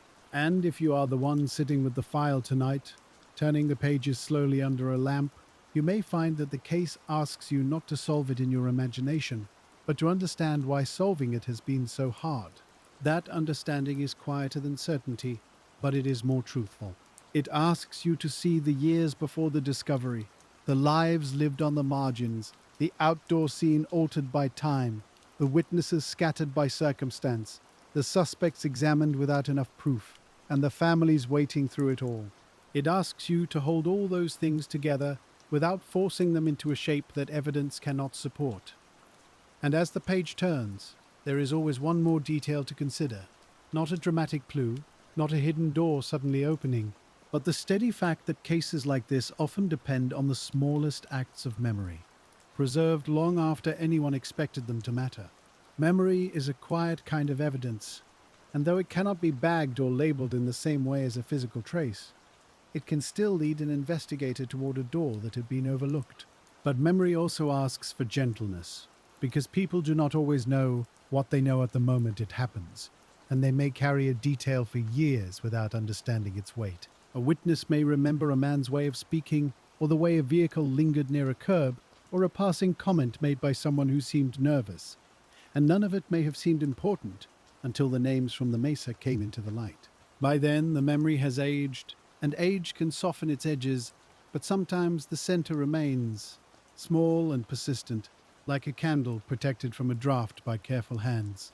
Detectives working the West Mesa case had to make room for memories like that, while also knowing that memory could not be accepted without being tested against the record. They had to ask where the remembered moment happened, who else was present, whether a date could be narrowed, and whether any independent fact could hold the memory in place. This is patient work, and it can sound plain when described, but it requires a kind of emotional discipline that is easy to underestimate. The investigator must neither lean too hard into hope, nor retreat too quickly into doubt, because either movement can distort what is actually being offered. So the interview becomes a slow conversation, not an interrogation in the theatrical sense, but a careful effort to let old facts settle into view without forcing them. You can imagine the room, a table, a recorder, a notebook, and the quiet exchange between someone who has carried a memory for years and someone trained to listen for what can still be known. Outside the room, life continues as usual, cars moving along Central, wind rising over the mesa, phones ringing in offices, but inside the room time bends backward. The witness is not simply remembering a fact, but returning to an earlier version of the city, when some buildings looked different, some roads felt emptier, and people now gone were still moving through ordinary days. That return can be painful, and it can also be imperfect, which is why investigators have to treat the witness not as a machine producing facts, but as a person crossing a long bridge over years. The bridge may hold or it may not, and the only way to know is to cross it slowly. When detectives considered why the West Mesa offender was able to avoid identification, they had to think about more than the burial site, because the earlier moments of approach may have mattered just as much. Someone had to meet the women, speak to them, gain access to them, or move close enough to them in circumstances where they were already navigating risk. That meant the offender may not have appeared unusual at first, and that possibility makes the case more difficult in a quiet, unsettling way, because danger sometimes arrives dressed as routine. A ride offered, a familiar face, a small exchange of money, a promise of help, a shared contact. Any of these ordinary openings can leave very little behind if no one knows to watch them. In the world where some of the victims lived, brief encounters may have been common, and a stranger did not always remain a stranger for long. Someone could become known by a nickname, by a vehicle, by a habit, or by a place where he appeared, and yet still never become a full name in official records. That kind of partial identity is hard for detectives, because a case cannot charge a nickname, and a witness's memory of a vehicle cannot be cross-examined into a license plate. Investigators need names, dates, confirmations, documents, and links, while the real world often gives them impressions, fragments, and stories that trail off at the edges. This is where the West Mesa case becomes a study in the limits of knowledge, because so many people may have known small parts of the truth without any one person holding the whole of it.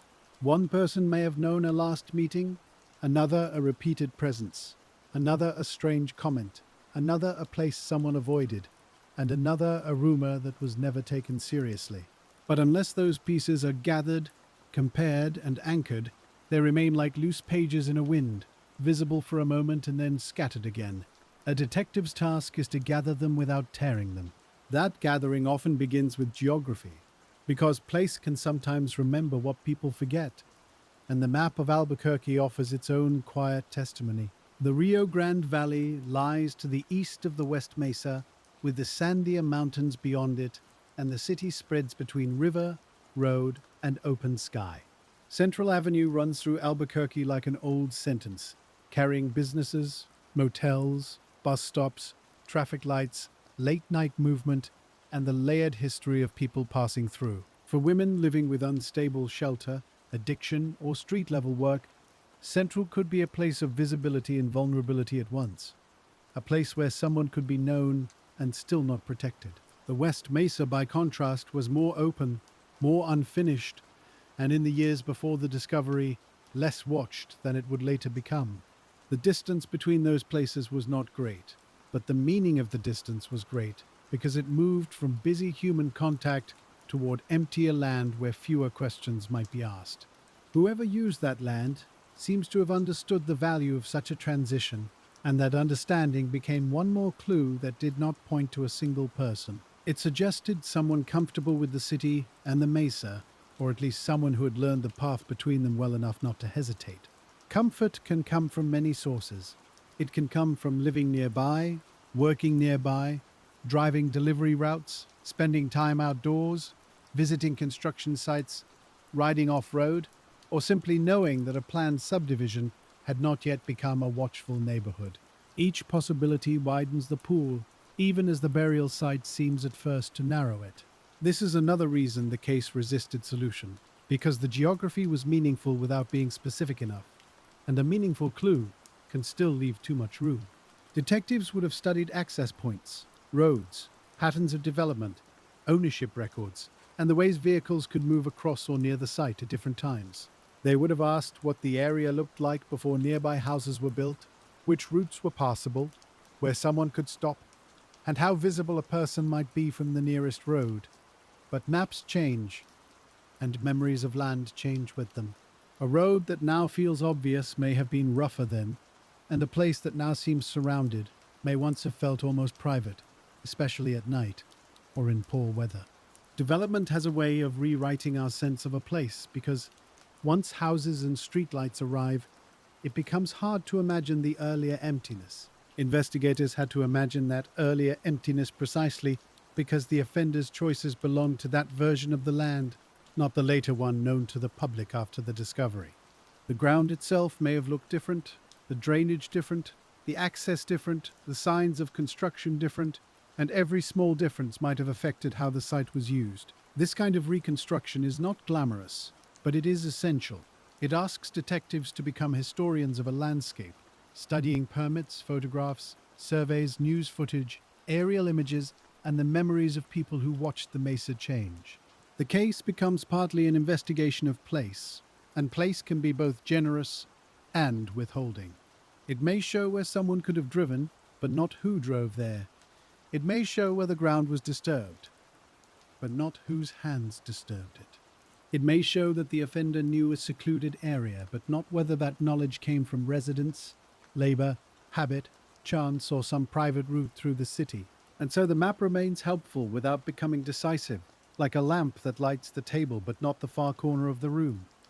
Forensic work carried the same double quality, offering important answers while leaving the central answer untouched. Through identification, science gave back names, and that work mattered beyond measure, because each confirmed identity allowed families to move from indefinite absence to a more specific grief. But identifying the victims was not the same as identifying the offender, and the difference between those tasks is sometimes much larger than the public realizes. A victim may carry enough information in bone, teeth, or family genetic comparison to restore a name, while the offender may have left no usable trace that survived the years. If an offender's biological evidence was never present, or was present but exposed too long, or was mixed with later contamination, the most advanced testing may have little to work with. Science can be powerful, but it cannot create evidence from nothing. It can read what is preserved, and sometimes it can read what earlier methods missed, but it cannot return a scene to its first hour under the sky.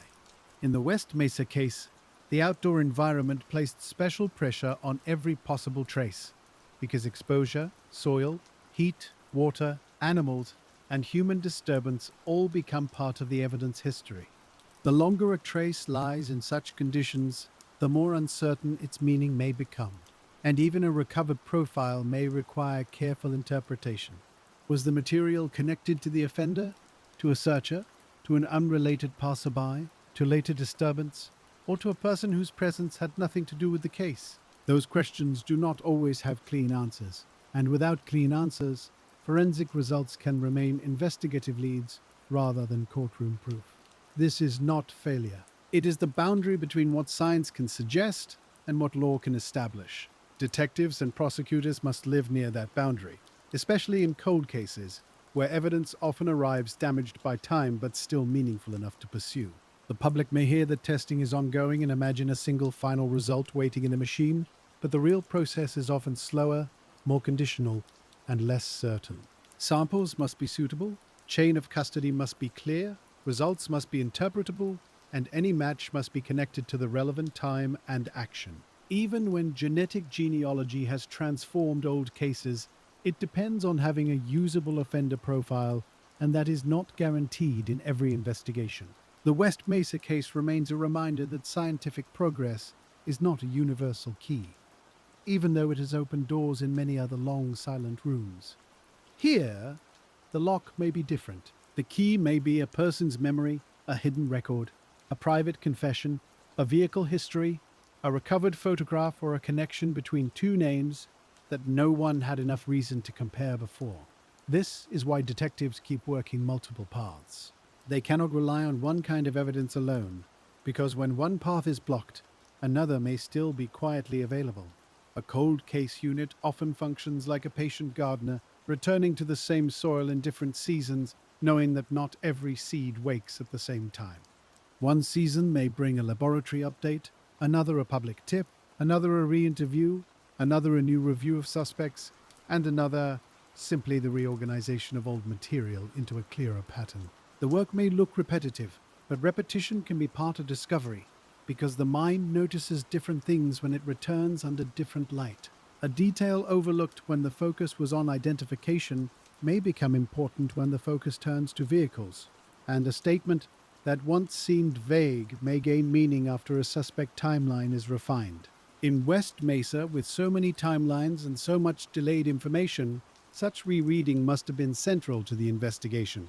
You can picture a detective making a new chart, not because charts solve cases by themselves, but because they allow complicated lives to be viewed side by side. Down one side are names, and across the top are months, addresses, last contacts, associates, known areas, possible sightings, and details too fragile to state publicly. The chart is not the truth, but a way of asking the truth to reveal its shape. Some columns remain sparse, some entries are uncertain, and some cells contain the most painful words in any missing person investigation. Unknown, unconfirmed, not located, no further information. Yet even those empty places have meaning because repeated emptiness can show where systems failed to capture a life. The absence of records can tell detectives something about vulnerability, movement, and the difficulty of tracing people who lived outside stable institutional patterns. It also shows why early attention matters so much. A well-documented first week can preserve a case for decades, while a poorly documented first year can leave even devoted investigators struggling to reconstruct what should have been gathered at once. In West Mesa, the discovery in 2009 transformed older missing person files into something more urgent, but it could not fully repair the lost early weeks and months. That is one of the hardest truths to sit with. The case did not begin when it should have begun, because no one yet knew where the pieces were leading, and by the time the larger picture appeared, its earliest edges were already worn. Still, detectives did not have the luxury of mourning lost time for too long. They had to work with the time that remained. That is another quiet lesson of patient detective work, that regret may be present, but the work still has to proceed, steadily and without self-dramatizing.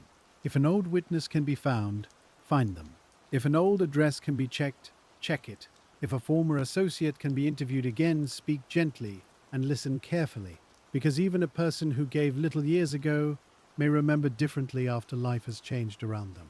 People grow older, sober up, leave dangerous relationships, separate from people they once feared, gain distance from old loyalties, or simply become tired of carrying what they know. A fact that was unsafe to speak in one season may become speakable in another. Cold case detectives understand this kind of human weather, and they learn not to assume that silence means absence of knowledge. Sometimes silence means fear, sometimes it means shame, confusion, love, loyalty, distrust, or the simple belief that police will not care about someone from a hard life. Changing that belief requires more than one interview. It requires years of showing that the names still matter, that the families still matter, and that even small information will be received with seriousness rather than judgment. The West Mesa case has always depended on that seriousness. Because the women had lived in vulnerable circumstances, investigators needed cooperation from people who might have had their own reasons to avoid law enforcement. Some may have had warrants, addiction histories, traumatic experiences, or memories of being dismissed by authority, and such barriers can be as real as locked doors. A detective cannot simply demand trust. Trust must be built, sometimes after it has already been broken by earlier experiences. And in cold cases, the person being asked to trust may have no reason to believe anything will change. This is part of the case too, though it rarely fits into a simple timeline. Investigations happen inside relationships between institutions and communities. And when those relationships are strained, evidence can remain hidden in plain sight. The West Mesa case needed witnesses from worlds where official attention may have felt selective, threatening, or late, and that made the patient human work even more important. A person who feels judged may hold back. A person who feels heard may remember more. That does not mean kindness solves the case, but it means careful listening can create the conditions in which truth becomes easier to speak. And still, even the best listening may not find the missing link, because the person who knows may never come forward, or may not know that they know anything useful.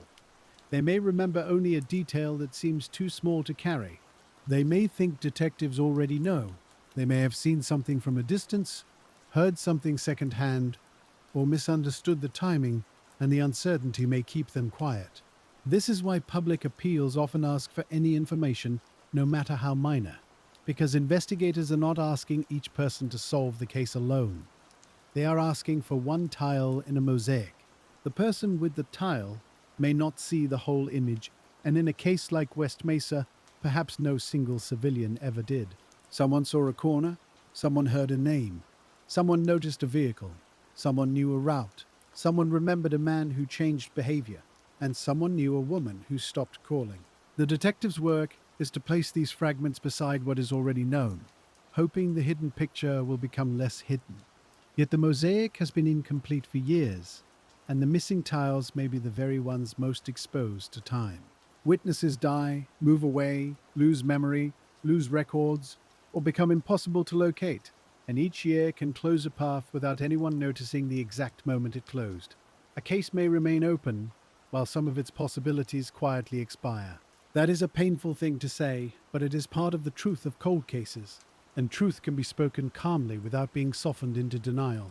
At the same time, other possibilities can open unexpectedly, because time does not only take, it also changes technology, changes loyalties, changes public awareness, and changes the way old cases are understood. A disappearance once framed through stigma may later be seen with more compassion, and a victim once reduced to risk may later be understood in the fullness of her life. That change matters, because the way a case is framed affects who feels responsible for remembering it. West Mesa is no longer only a police file or a local tragedy hidden on the edge of development. It has become part of a broader conversation about missing and murdered women, about vulnerability, about how cities attend to people at the margins, and about the long consequences of delayed concern. Those conversations do not identify the offender, but they can change the world around similar cases. They can make future reports more urgent, future patterns more visible, and future families less alone when they insist that an absence is not ordinary. In that way, the women of the West Mesa have continued to teach, though no one should have had to teach through loss. Their case asks investigators and communities to notice sooner, listen more carefully, and resist the habit of explaining away absence when the missing person has lived a difficult life. A difficult life should never make someone easier to disappear. It should make the search more careful. That principle sits at the heart of what the case means now, beyond the unanswered question of who committed the crimes. Still, the unanswered question remains, and it returns with the persistence of a low wind across open ground. Who had the access, the privacy, the knowledge, the confidence, and the opportunity? Who moved through the same spaces as the victims, and who knew the West Mesa well enough to use it? Who changed their life around the time the disappearances stopped? And whose name appears in old notes without ever becoming enough? These questions can fill a room, but they do not solve it by filling it. They must be answered with proof, and proof has remained just out of reach.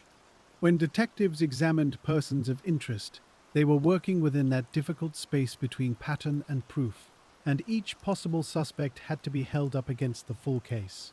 Not one victim alone, but many. Not one rumor alone, but all available records. Not one disturbing trait alone, but an evidence-based connection that could survive the pressure of defense, scrutiny, and time. The complexity of that task increases with the number of victims, because an offender may have encountered different victims in different ways, and not every connection will leave the same trace. A suspect could be linked to one woman, but not the others, and investigators would have to decide whether that link was part of the larger case or a separate piece of her life. Another suspect could be linked to the area, but not to the victims, and the area connection might still matter while failing to carry the legal burden. A person could fit a behavioral theory but fail the timeline. A person could fit the timeline but lack any known relationship to the victims. A person could be named by rumor but not by evidence, and rumor, however persistent, cannot be allowed to become a substitute for proof. This is why public certainty can grow around a suspect even while investigators remain careful. The public is allowed to feel the pull of a story, but detectives are responsible for the evidence beneath it. In West Mesa, the evidence beneath the public story has not, so far, supported a public charge, and that fact has to be treated with seriousness. It may mean the right person has not been identified. It may mean the right person has been looked at, but not proven. It may mean evidence exists but is insufficient, incomplete, or too vulnerable to challenge. It may mean several lines remain open, each plausible enough to require caution, and none strong enough to close the others. An unsolved case can contain all of those possibilities at once, and living with them is part of the work. For a listener turning these pages quietly, it may be tempting to choose one explanation because the mind wants the comfort of shape. But the West Mesa case resists that comfort. Its shape is unfinished, and respecting that unfinishedness is part of respecting the truth. You can hold the known facts with care, and still decline to pretend that the unknown facts are clearer than they are. That is a hard discipline in an age of quick theories, but old cases require it. They ask us to slow down, to notice the difference between a question and an answer, and to understand that a theory can feel elegant while still being wrong. Detectives know this because they have seen elegant theories fail when one record arrives, one alibi holds, one witness changes, or one lab result refuses to support the imagined pattern. The humility of investigation is knowing that the file is more important than the theory. In the West Mesa case, the file is large, layered, and still open, and any honest account has to stay close to that openness. So you return again to the women, because the question of why the case could not be cracked should not pull attention entirely toward the offender. The offender is unknown, but the victims are known, And the known should not be overshadowed by the unknown. Each identification restored a name, and each name restored a path of inquiry, but also restored a person to memory beyond the burial site. A photograph becomes more than an image in an article. A name becomes more than a line in a report. A family's long worry becomes part of the public record, and the disappearance becomes harder for the world to ignore. This is one reason the work of identification is sacred in cold cases, even when it does not produce an arrest. It says that the first obligation is to the person whose name has been lost or obscured. Only after that can the investigation move outward toward responsibility, and even then the responsibility must be pursued without losing sight of the personhood at the center. In West Mesa, the scale of the case made that difficult, but also made it necessary. A mass discovery can create a single title, a single phrase, a single public shorthand, and that shorthand may be useful for memory while still being incomplete. The West Mesa case. The words are familiar and they point to a place, but they do not contain all the lives that place came to represent. Behind the shorthand are individual rooms, individual voices, individual fears, individual hopes, and individual families who did not experience the case as an abstraction. The case was one missing daughter, then one missing sister, then one missing mother, then one missing friend, each absence unfolding in a different home before the city understood the shared ground beneath them. That is why the story must move slowly. Speed would make the women vanish again into the scale of the case, and the whole purpose of careful narration is to resist that. A slow telling allows each fact to keep its human weight, and allows the listener to understand that the case was not born as a headline, it was built from absences. Some absences were reported, some were feared, some were misunderstood, and some may not have been recorded with the urgency they deserved. The Mesa later gathered those absences into a single public tragedy, but the women had already been missed separately, loved separately, and searched for in ways that did not always reach the news. In the quiet of the file, those separate searches still matter. A mother's call matters, a sister's memory matters, a friend's uneasy feeling matters. The first person who said she would not simply leave like this matters, even if the system did not yet know how to hear the sentence fully.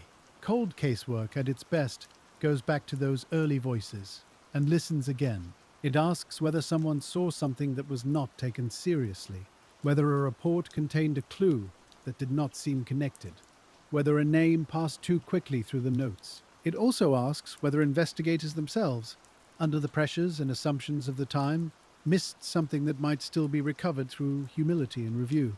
This is not an accusation, but a recognition that every investigation belongs to its time. What one decade dismisses, another may study. What one system stores in separate drawers, another may try to connect. What one officer sees as a familiar hardship, another may recognize as a warning sign in a larger pattern. The West Mesa case sits in that painful transition between old habits and newer awareness, and perhaps that is one reason it remains so important. It is not only about finding one person responsible, though, that remains central. It is also about understanding how long danger can remain hidden when the people most at risk are not granted the full force of public concern. This understanding does not solve the case, but it changes how the case is held. It turns the question from a simple "why did detectives fail" into a more careful question about evidence, time, vulnerability, systems, and the limits of hindsight. Detectives could not crack it because by the time the central scene was found, the case had already been aging for years in separate, scattered pieces. They could not crack it because the physical evidence had been exposed to the world, and the human evidence had been exposed to fear, stigma, forgetting, and time. They could not crack it because the offender, whoever he was, appears to have chosen victims and a place that made early detection harder. And they could not crack it because the law requires proof, not only grief, not only suspicion, not only the unbearable sense that an answer must exist somewhere nearby. That answer may still exist. It may be in a person's memory, in a record, in a preserved sample, in a name no one has matched correctly, or in a private knowledge that has not yet become public truth. But until it is found, the case remains in the long middle place where cold cases live. After discovery but before resolution, after identification but before accountability, the long middle place is not empty.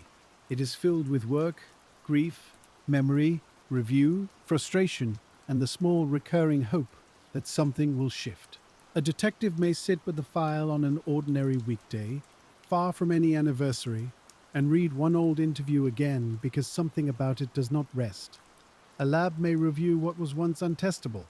A family member may call with a question, or a retired officer may remember a conversation, or a person who once stayed silent may decide that the years have been long enough. Most days, nothing visible changes. That is true of many cold cases, and it is part of why they are so difficult to carry.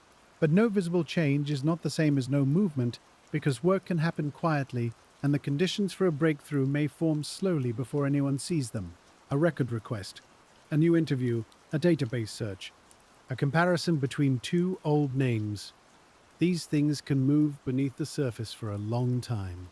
The public may see only silence. Investigators may see a series of small steps, none sufficient alone, but each one preserving the possibility of a later answer. This is why the file remains important, and why careful documentation matters even when it feels repetitive. Every note made well is a gift to the future investigator. Every evidence item preserved properly is a possibility kept alive. Every witness statement recorded with context may one day help distinguish truth from rumor. In a case like West Mesa, where time has already taken so much, whatever can be preserved must be preserved with particular care. The future may ask different questions than the present knows how to ask.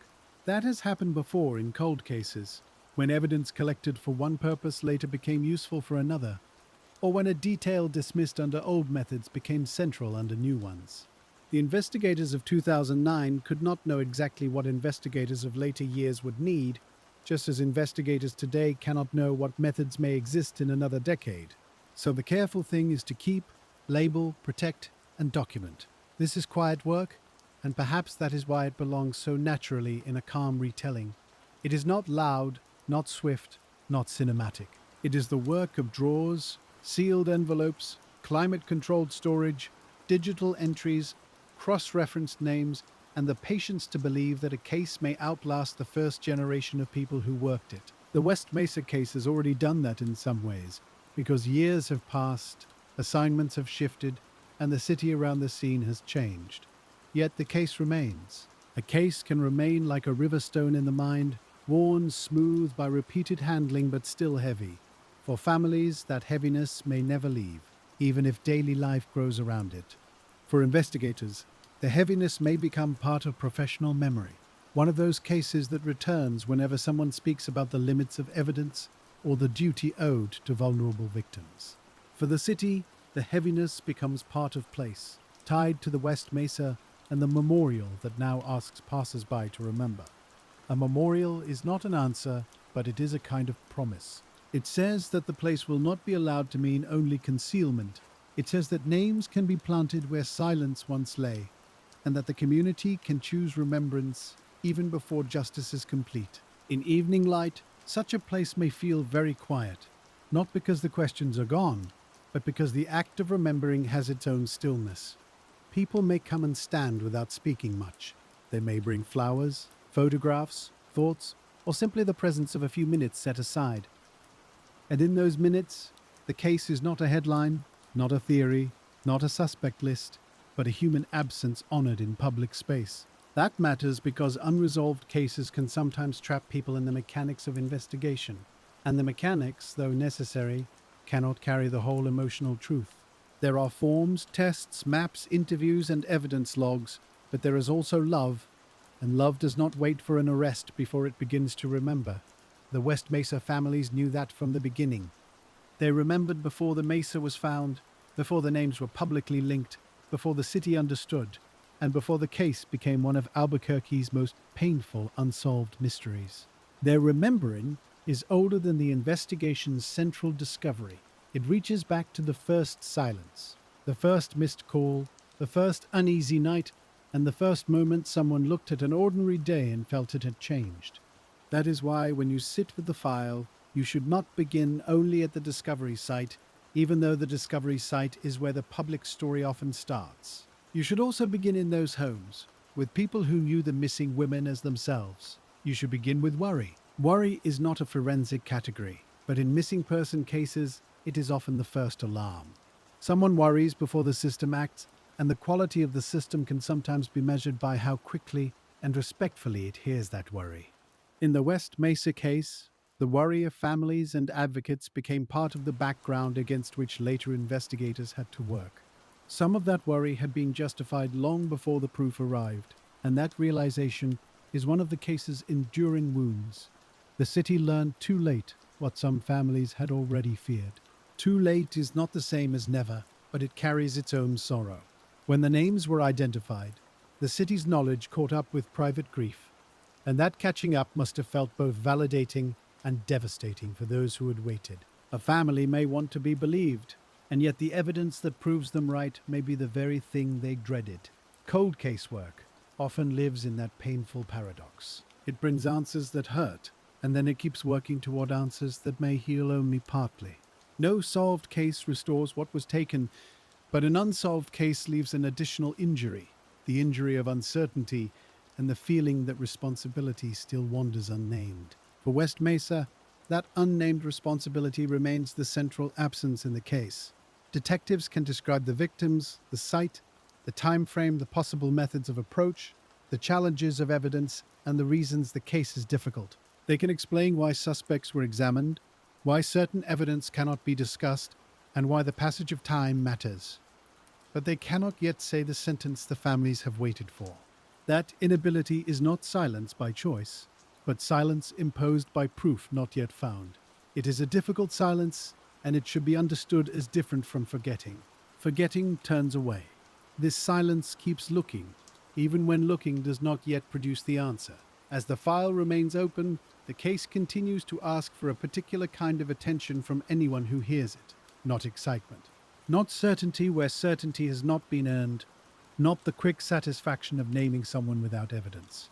Instead, it asks for patient attention, the kind that can sit with complexity without losing compassion. It asks you to understand that detectives could work hard and still not crack it, that families could speak clearly and still wait, and that a city could learn from the case even before it is solved. It asks you to remember that the women were not hidden because they were unknowable, but because systems, circumstances, and one person's actions combined to make their disappearances harder to see. And it asks you to hold the possibility that somewhere, perhaps still close to ordinary life, a missing detail remains. The detail may not look important by itself. It may be a name someone used only once, a road someone mentioned in passing, a habit noticed by a neighbor, a vehicle borrowed at odd hours, a comment made after drinking, or an old address written in a notebook. It may be a photograph in a box, with faces in the background no one has studied carefully.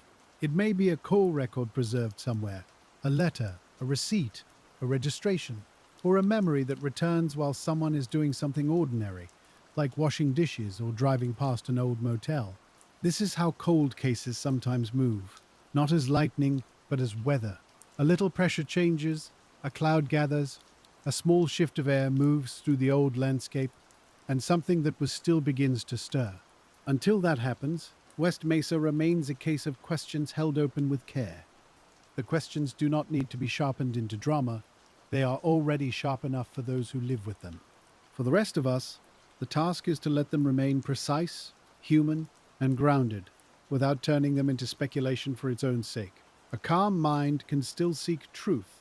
In fact, a calm mind may be better suited to old mysteries because it can notice small things without demanding that they become more than they are.